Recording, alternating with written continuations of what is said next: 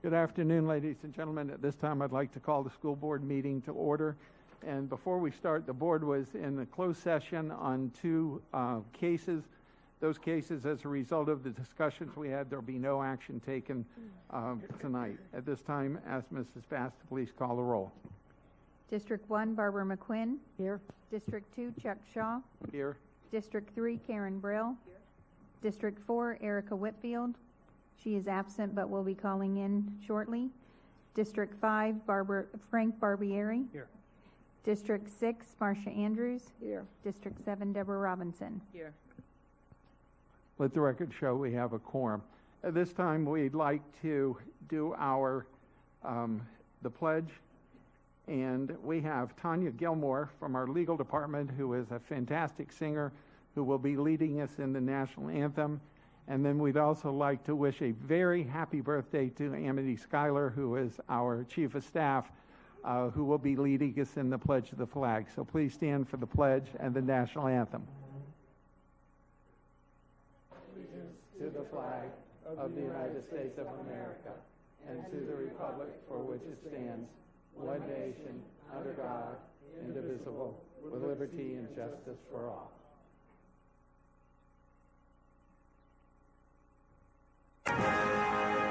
Oh, say, can you see by the dawn's early light what so proudly we hailed at the twilight's last gleaming, whose broad stripes and bright stars through the perilous fight o'er the ramparts we watched were so gallantly streaming, and the rocket's red glare, the bombs bursting in air, gave proof through the night that our flag was still there.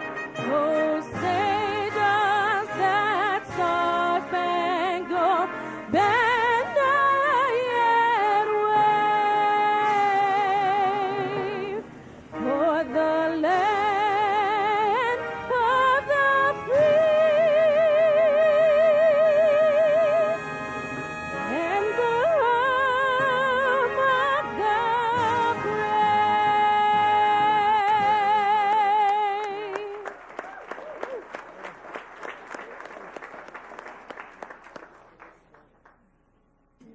Ms. Gilmore is a member of our legal department, and thank you very, very much.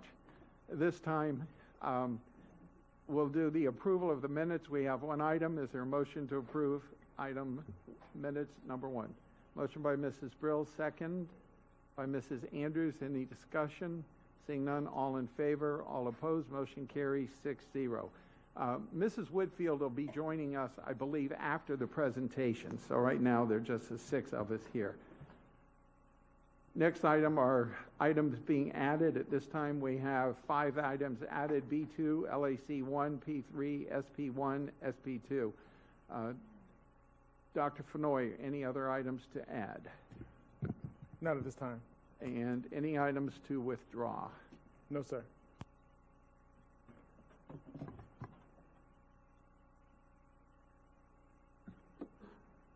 Are there any items the board would like to pull? We have one item that's been pulled, FMPF 1. Any other items anybody wants to pull?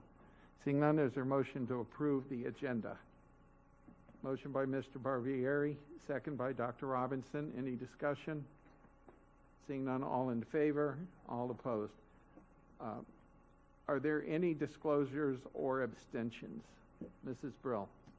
Thank you. I received a phone call from Ralph Arza, a registered lobbyist for the Charter Schools Alliance, regarding item F1 on the referendum. Any other disclosures? Dr. Robinson? I'm so glad Mrs. Brill reminded me. I had the same disclosure conversation with Mr. Arza. Any others? Mr. Barbieri? I had the same discussion with Mr. Arza. Right. Mrs. Andrews, Mrs. McQuinn. I received a call, but we didn't get back to each other for the discussion. All right, thank you. Any other disclosures or abstentions? We'll move on. And I just lost my computer on that, that little, so I gotta go back up and get it. Come on. There we go.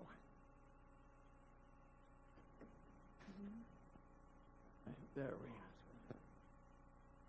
That little bolt of lightning kind of changed it. So we now move to superintendent and board member comments. Dr. Fenoy. Good evening. I wanted to start my comments by congratulating our teachers, principals, staff, students, and parents for the hard-earned A rating that our district has reclaimed. Please give everybody a round of applause. We had the highest percentage points among the large urban district in Florida and performed higher than our large urban district neighbors in math and science. We also have the highest percentage of A-rated middle and high schools than other large districts. 65% of our elementary schools are rated A or B, which is a 5% increase from last year. 67% of our middle schools are rated A or B, which is a 9% increase from last year. 68% of our high schools were rated A or B, an increase of 5% from last year. These increases don't just happen. They're a reflection of hard work, commitment, and a laser focus on teaching and learning, and I couldn't be more proud of our district. During our next workshop, Mr. Oswald and team will be providing a comprehensive review of our academic data. While many of us were on vacation, the district was also recognized by the Florida Atlantic University Office of Student Affairs as its Employee of the Year. The district's Human Resources Department has really stepped up their presence at the university and increased its attendance at the university's career education workshops, career preparation programs, and job fairs, from 5 events to 28 events over the past 2 years. From those efforts, the school district has hired nearly 400 FAU alumni, including more than 300 teachers over this past school year. I commend HR for recognizing the talent that is being developed in our own community and leveraging this partnership to bring quality employees to our district. I've also noticed on social media that we've had many current employees who have recently earned their college diplomas, master's degrees, or doctorate degrees. And I commend each of you for continuing to better yourself professionally and personally, and to continue to be lifelong learners. Those are all my comments at this time. Thank you. Board member comments. Mrs. McQuinn. I don't usually go vague, but this is a vague one because we all know that we have very important issues coming before us tonight. I was going to write this down so that I didn't stumble over the words. But recently at my dentist's office, for a wisdom tooth removal, I might add, there's a sign on her door, and it says, "You'll never regret being kind to one another." And we are not going to agree on, everyone in this room, we're not going to agree on everything tonight. But I think there's no one who would disagree that we all have the same things in common, and that we want our children to be safe, and we want them to be educated by the very best educators that exist. So we don't have to agree with one another, but I'd like for us to be kind to one another. Thank you. Thank you. Mrs. Brill. Thank you. And so Dr. Fenoy just shared the congratulations that I was going to share. And how can I follow that? So believe it or not, tonight I'm going to pass. Thank you. Thank you. Mrs. Andrews. And good afternoon to everyone. And yes, congratulations to Palm Beach County School District. You are A-rated. We had no doubt. You worked hard, students, teachers, staff, the whole village it takes. The bus drivers, the cafeteria workers, just the entire village. Everybody that works in this building. That A represents all of our work. Congratulations. Tomorrow is graduation. It's a big day for our students, our seniors, the 2018 seniors who went the extra mile to get their high school diploma. Graduation will be held at John I. Leonard High School tomorrow afternoon. I'll be right there in the front to say congratulations to our students. Thank you to the principals and the schools. You worked during the summer to make it happen for the graduates tomorrow. For all of the students who are attending summer school, you are making great strides to help make sure our students excel academically.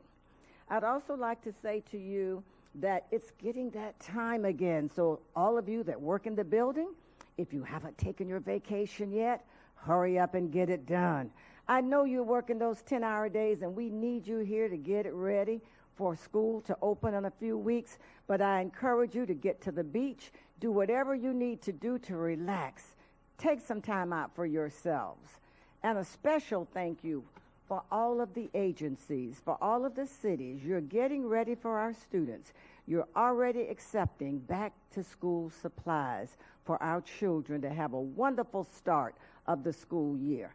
We appreciate all of your efforts in making sure that you have those outstanding back-to-school bashes where there are many times bicycles given away, computers, backpacks, school clothing, any and everything a student will need to make sure that they start out on a great start for the beginning of the school year. And we want our students to start out great on the first day and end great on the last day. So everyone, enjoy summer. We're going to be rocking and rolling very soon. Thank you. Mr. Barbieri. Yeah, thank you, Mr. Chair. I would like to recognize a couple of schools in my district. First, West Boca Raton Community High School. It has some of the highest scores in the entire district, even beating out Suncoast. So congratulations to the teachers, the staff, and especially Principal Summer out there is doing a great job. Also, Sunrise Park is doing a great job this summer with the migrant children in the camps that they've been doing now. I think it's our 5th year for those children out there that really need the extra attention. So congratulations to Mrs. Steiger and her staff for taking care of our most vulnerable children. And finally, a thank you to Mrs. Paul and our police department for doing everything they possibly can to make our schools as safe as they possibly can be on the first day of school that'll be here soon. So thank you to all of them. Dr. Robinson. Good evening. So my Black History fact for this evening is American Beach. And because I did not prepare the kind of presentation that I normally do, I'm going to leave it as an assignment. How about that? And you can find it online. But I just have to also brag, and I'm going to be in trouble because I have an incomplete brag here. I'm not going to brag about all the schools, but I will say, and I'm going to remember this one because I had a conversation with the principal yesterday. Palm Beach Lakes High School had a 92-point game, okay? Whoop, whoop, whoop. And Roosevelt Elementary has earned the 2nd B in the school's history. Now, you know I hate school grades, right? But they do say a little bit of something, and I want you to know on August 4th, we're going to have a B block party, and anybody who is interested in assisting, I sent my check in today. If you're interested in helping us to fund this party that is so well deserved by the students, families, and teachers, just please let me know. And I'll cut my remarks short because we're going to have a long meeting. Thank you. Thank you. Just a comment. During the summer, most of the public is not aware of the work that's done by our maintenance, our school police, our cafeteria, all of the different people who are out there working so hard during the summer to get our schools ready for the opening of schools. So thank you to all of those employees who are out there working all summer to do that. I do need to make a statement, and this is a clarification of an article that was in the paper that I think that it's important for us to put on the public record, and that's related to the ongoing administrative case that we have in front of a DOA judge related to Eagle Arts Academy and our decision back several months ago to close that school. And just to give you an update, that school is approximately $1.7 million or $1.2 million in debt at this point in time. Last Friday, they had all of their computer equipment and some of their hardware was repossessed for not paying bills for several months. In addition to that, they had not been paying their rent since last September, and I think the one thing that was not covered in the newspaper article, because this was quoted by the founder of that school, is indicated that the teachers at that school were not being paid because the school district didn't send them their money. What wasn't talked about in that particular comment to the press was the fact that the school district did submit every month last year in FY18 a check to them 12 months in a row the way we were supposed to, that would have paid those teachers. It was because of the management issues and issues at that school that they did not make payroll for several months to their teachers. So any indication that the school district, when we sent them money for FY19, is not intended to be spent for FY18 expenditures, especially since they had the money to do that. So I think it's an important piece of information that we share related to that. We also understand that they have been served with a lawsuit evicting them from their building, as well as a lawsuit that was filed from someone who sublet their building for rental and some issues there. So this is a continuing issue. It's unfortunate that it takes as long as it does. We are now in circuit court and in front of the Department of Administrative Hearings related to this issue, and it will be several months possibly before we even get a final ruling on this one. But the unfortunate thing is that at no time has anyone been talking about the children at that school who are unfortunately falling victim to the operations of that school. So with that, that's the only comment I have for tonight. I do want to take a moment to do two things.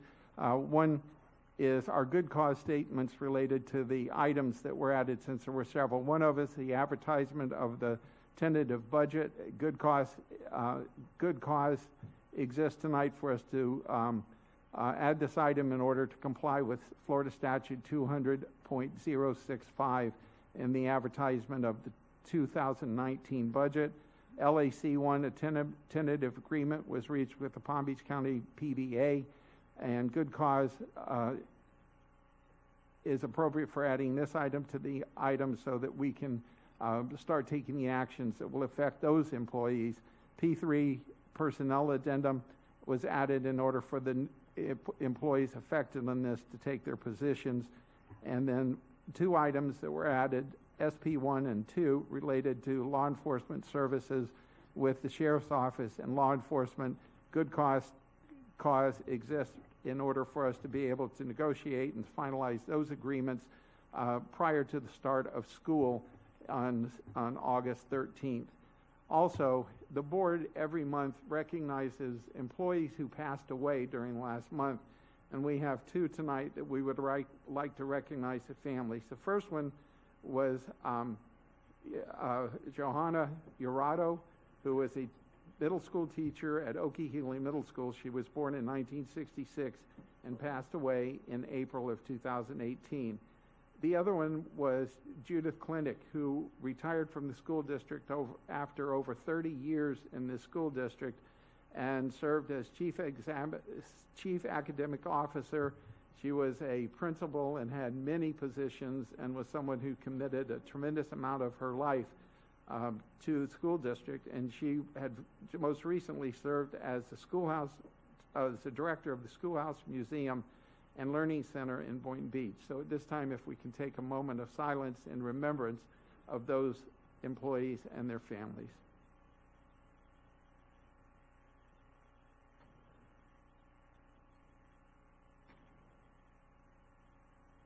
Thank you very much. We'll move now to our presentations. We have two. Superintendent Dr. Fenoy, game ball presentation.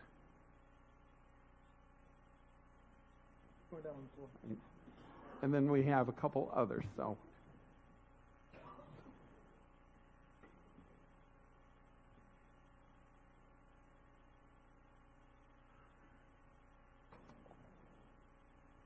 Good evening, Mr.